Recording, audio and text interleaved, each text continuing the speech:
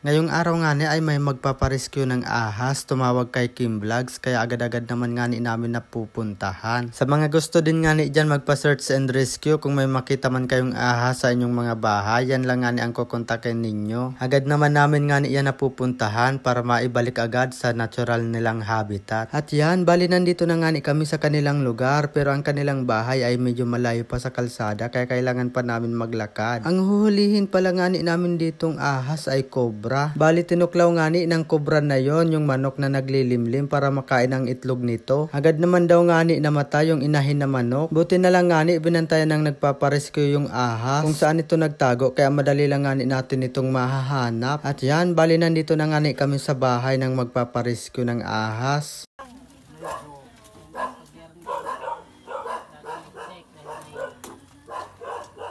Diyan naman daw nga ni nagtago yung ahas sa mga bunot na yan. At bali dyan din naglimlim yung manok. Agad naman nga ni na sinimulan dyan yung paghahanap at inilabas namin yung mga bunot dyan. Bali si Macdon nga ni ang bahala dyan sa loob at si Kim Vlogs naman ang nakaalalay sa likuran. At ako naman nga ni nakaabang lang dito sa labas gawa ng may butas dito. Baka hindi namin mapansin na lumabas dyan yung ahas. Baka nga ni hindi namin mapansin, masalisihan na kami. At ito naman nga ni yung manok na napatay ng cobra. 5 itlog daw nga ni yung nakain ng cobra. Grabe nga ni yung perwisyon ng ahas na yon. Gawa ng kinain na nga yung itlog, pinatay pa yung manok.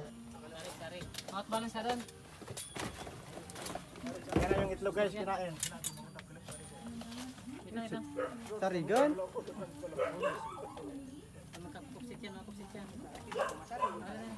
Tarigan? Ay! Tulo ang salag sa tiyan. Tulo ang salag. Oh, may sugon yan. Hindi ba si Pidilong naman yan? Hindi, so kinain niya yan, salag. Kitang-kita nga ni sa katawan ng cobra yung itlog na kanyang kinain at ayan, niluwa niya pa yung ibang itlog. Hook. Hook.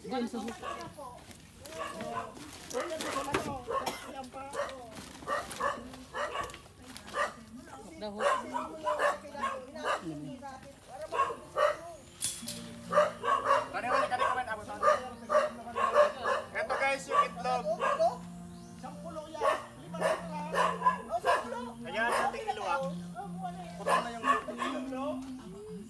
Ayan, nagbubuga siya. Pinatay na niya yung inahin. Inahin pa niya yung itlog. Opo, ito po yung itlog. Iluluwa niya po yan.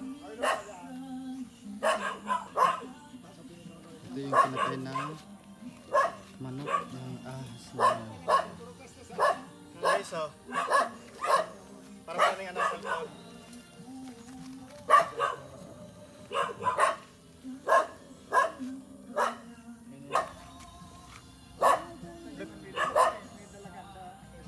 Bantel yan, tano. Bantel yan, tayo sa kinaon tapos. Balik na